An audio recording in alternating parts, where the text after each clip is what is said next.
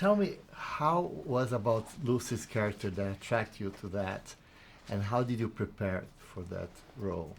I was so interested in Lucy because she's someone who's so high functioning, but then has this kind of spectacular unraveling. Like she's all of that energy is kind of like bottled up, and then she loses it, which is always interesting to watch.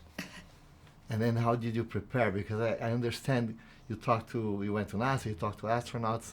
Did you feel any reluctancy from them since you're dealing with a character that was so controversial, based on a controversial? Yeah, I went on the public tour of NASA because we weren't sure if they would be excited to cooperate because, of course, it's not exactly the shining example of what happens to an astronaut. She's someone who has a very hard time when she's back. But they were really helpful when I went because I think it is a well-known difficult transition when you come back. They were saying that they have like a big psychological support system for the astronauts because it's a big change of how you see the world when you leave the planet.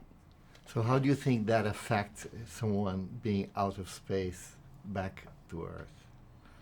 Well, I think it's profound. I mean, I think that there's they've got research and they've got, as Natalie said, they have a system in place to deal with the mental health issues and the things like that. But there's also physical changes that happen to you. Not to mention your sort of philosophical change of how you perceive yourself as part of the universe. And I think that that's all that's all a pretty profound experience to have gone through. And the really unfortunate thing is there's very few people that you can relate it to.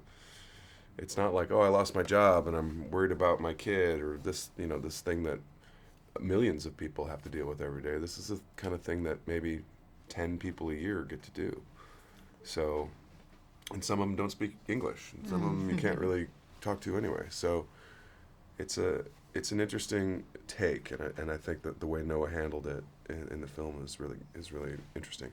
So about your character, you had like such a quintessential role as a hero, and on the same time you're doing things that would be considered humanizer, but you're not. I mean, you're true to what you were feeling. Can you tell me about it? Well, yeah, I think that's the, he's kind of playing both sides a little bit, but there is truth to what he's saying, which is that all of this stuff feels very real, but it's not. It's coming from a place of kind of confusion and wanting to be understood and wanting to be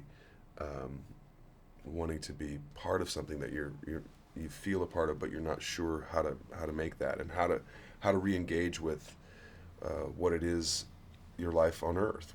How do you do that after you've been changed so much? And as my character says in the film, he says it's like it didn't work out. It's hard. It didn't work out for me. There's a separation and a difficulty in the relationship. And he's got to deal with these two kids and all that. So this last question: how was your relationship with the two of you and with Noah in terms of work? We hated each other. Yeah, and it was to horrible. this day. Yeah. So you're lucky we're both sitting here. Yeah, and not fighting and not each fighting, other. Yeah. Mostly because she would steal my food. She would literally just come up and steal my food, and I was girls like, gotta eat. Yeah, well, so do we, as the other gender. No, we got along phenomenally, and it was the first time we've ever really worked together. Yeah, we've known each other sort of socially and neighborly and things like that. But and then I had known Noah for a few years and had done a little work on his show Legion, and then was thrilled to find out that he was going to be directing this, and I thought he made a beautiful film. Great, thank you very much. Thank Thank you.